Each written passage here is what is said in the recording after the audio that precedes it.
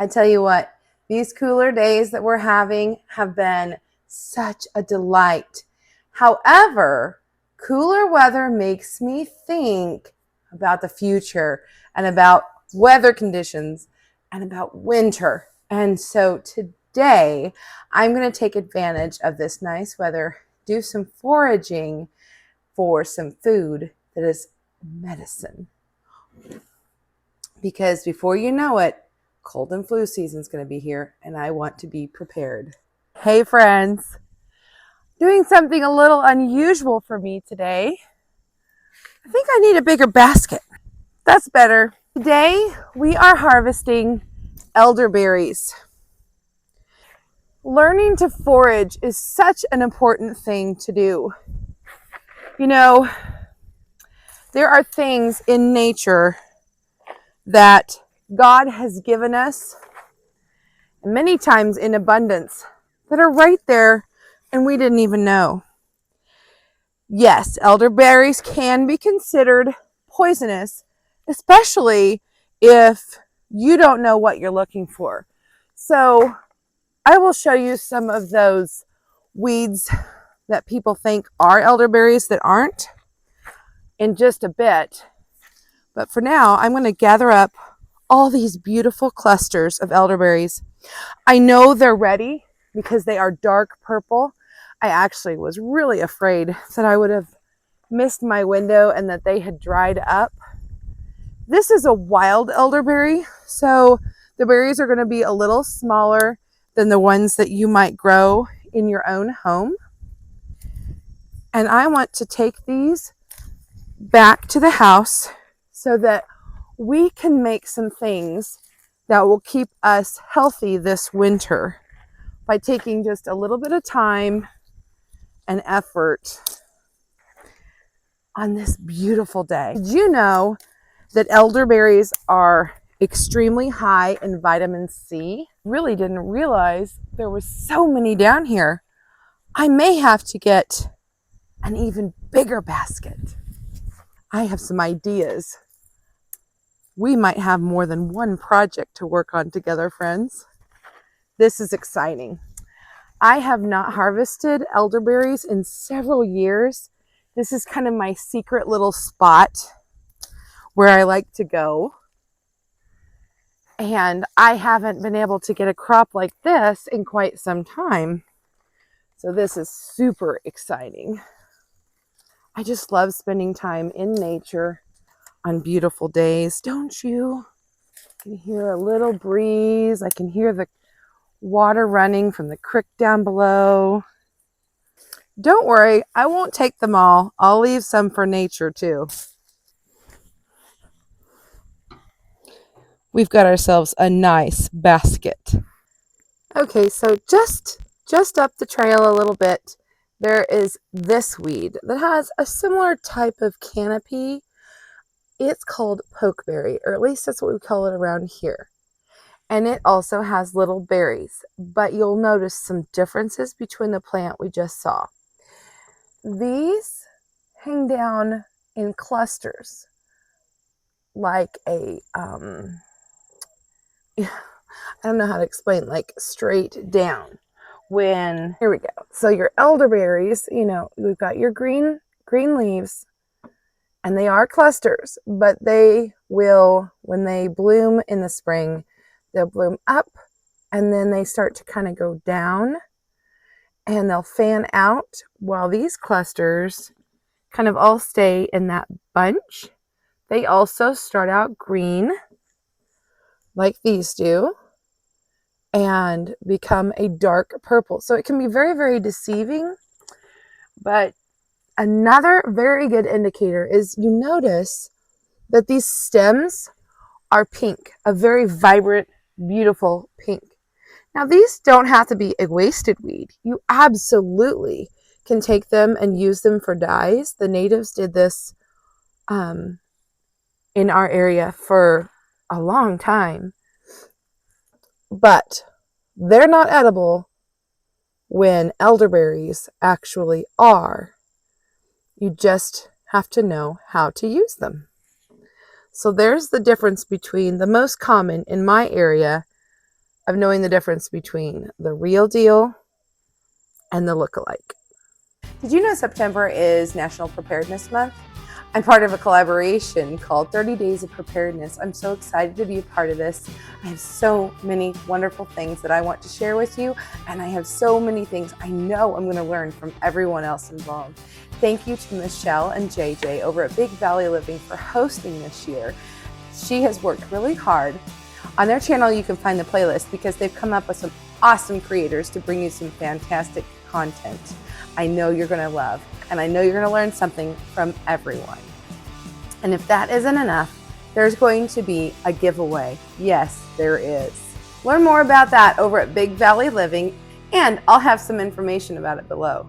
But I'm telling you, you're not going to want to miss out on any of this great stuff. Friends, I'm so excited about our elderberry harvest. I do want to talk a little bit about elderberries.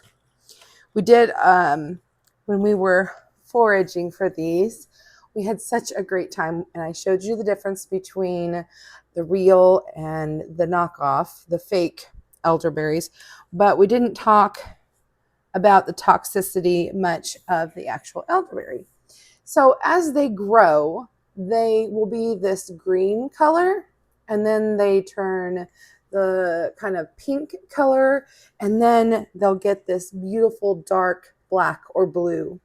This is when it's safe. The green are actually toxic, and there is in some places a red elderberry that also is toxic. The elderberries themselves are not toxic, but the seeds inside can sometimes be considered toxic or upset your stomach. So there is a way you want to process them. The leaves also are toxic, so that's not something you're going to want to eat yourself or feed to your animals. This entire bundle I will throw away because they are not ready to be used, but I wanted to bring that in and show that to you and kind of explain to you when you're foraging for them to wait for the right time.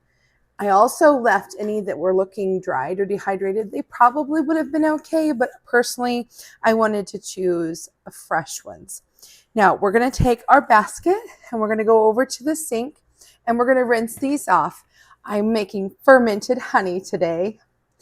Now, a lot of people will say just to pull them. Many people argue not to wash them before you take them and put them in your jar, but use your own judgment. For me, I mean, come on, bird poop. I'm going to rinse mine.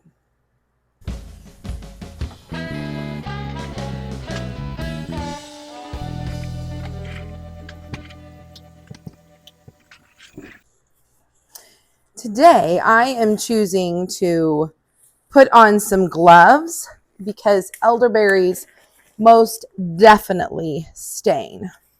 And even though my hands at this time of year typically are pretty stained up anyway, I thought I would go ahead and try to prevent some of it.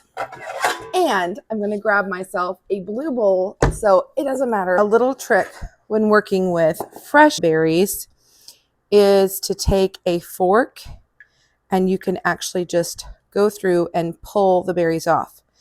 And you're probably thinking to yourself, well, why wouldn't you just go ahead and freeze these and then they'll just fall off and you can use them? Well, yes, you could. However, the moisture from fresh will actually help along the fermentation process. If I were to use frozen, some of the moisture, depending on how long it's in the freezer, might be lost. And if you can use freeze-dried or dehydrated to do this also, but you would definitely have to rehydrate them to get that moisture content back in there. But you do what works for you because not everybody has the ability to go out and forage, and I understand that. So there are other ways. You just need to take into consideration, depending on what type you're using, whether or not you might need to rehydrate them. And there we go. I'll keep working on this. and bring you back when I'm ready for the next step. Now that we have destemmed all of our elderberries, we're going to go ahead and put them in a jar. But the reason I put them in, because you might be thinking, well, why didn't you just go ahead and destem them, in a funnel over your jar, which could save time and dishes? Absolutely, you can if you want. But I want to make sure as I'm doing it that I don't leave a bunch of stems. Now, a few here and there is okay, but if we haven't talked about it already, stems can be toxic. And I also want to make sure, that I don't have anything, any green ones. And I just want to be able to filter through the end product.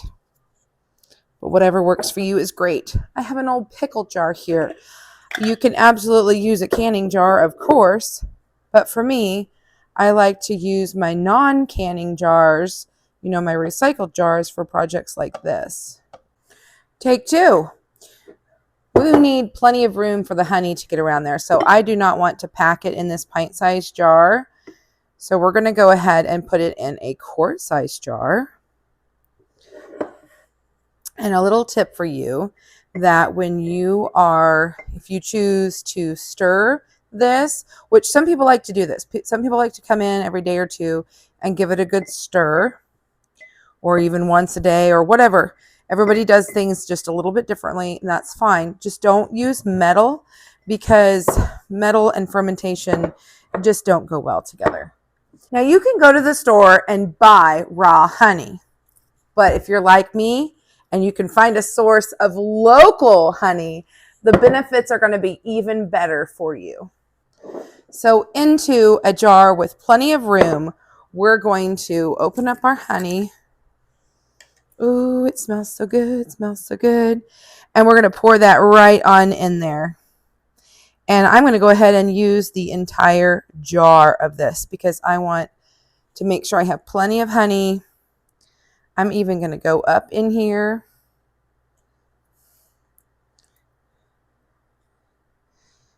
And I'm going to pull every little bit of this out that I can. There are so many benefits in everything we're doing. Fermenting your foods, sourcing local, eating raw.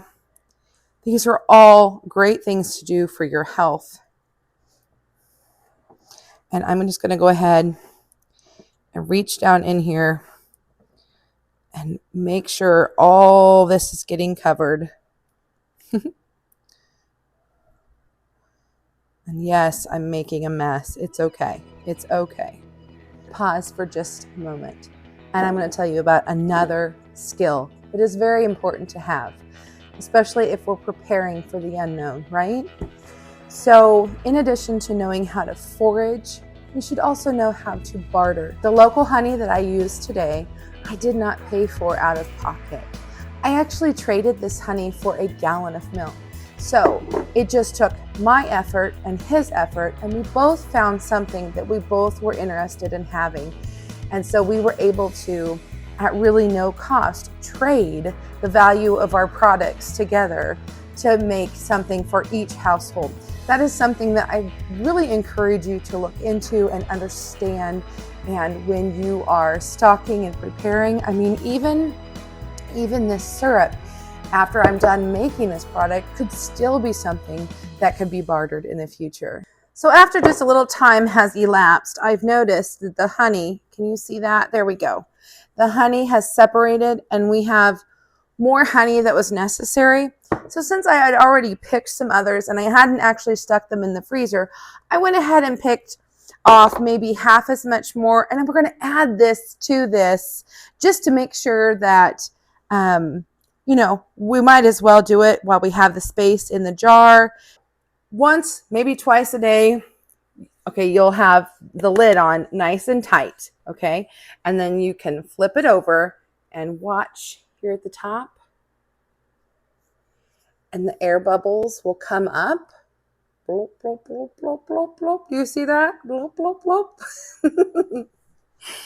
And that way you know that your elderberries are going to get good coverage And you'll let that set a couple hours, half a day, one day, and then you'll flip it back over and let it do the same thing all over again. Making sure that you open it up and let it burp. Probably do it once a day, but at least every other day. And we're going to let this set for about 2 weeks before we bottle it up and have it in our cabinet. Don't worry, there is something you can do with those leftover elderberries, but you'll have to wait for that. We are on day 1 of our honey ferment.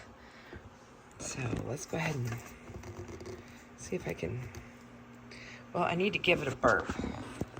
So what we'll do is we'll open it up, make sure it burps. Oh, it's definitely moved up. I don't remember it being quite so close to the top. So, oh, yep, we've got some bubbles going in here already. This is all good news. Oh yeah, look at that movement. Okay, so I'm going to turn this and I'm going to flip it over. And I'm going to let that set while I work on another project, and then I'll flip it over again. Friends, I had quite the experience yesterday. I was so excited about our fermented honey experiment. Well, it exploded all over. Well, not exploded, but leaked all over the counter. So what I did is I went ahead and dumped it in here. I wanted to leave plenty of room. You know, it really hasn't gone much up past the 4-inch mark, but let's see. Oh, did you hear that? Hope you could hear that. My microphone's underneath my apron, but it did have some potency to it. But I can shake it up now. It's become quite liquid, so I don't necessarily need to tip it over and let it sit. I think we can just let it swirl in here, and that's what I'll do. And we'll let it set, and we'll do that once a day. Okay, so we've been on this great adventure with the fermented honey elderberries. You got to listen to this. I haven't shook it. I haven't done anything with it.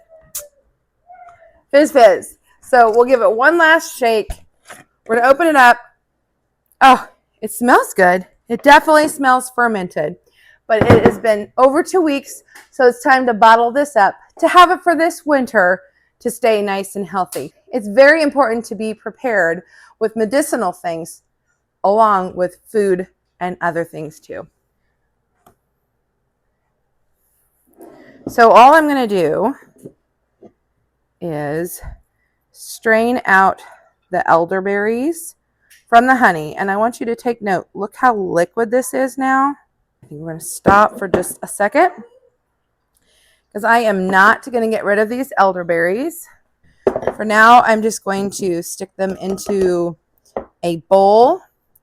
However, I have been told that you can take these and put them in a vodka, maybe just a cheap one like you would to make your extracts, and you can extract more out of these elderberries for tinctures. So if you are like me and you try to get the biggest bang for your buck, you might want to give that a try too. Okay. Got a nice mess going here.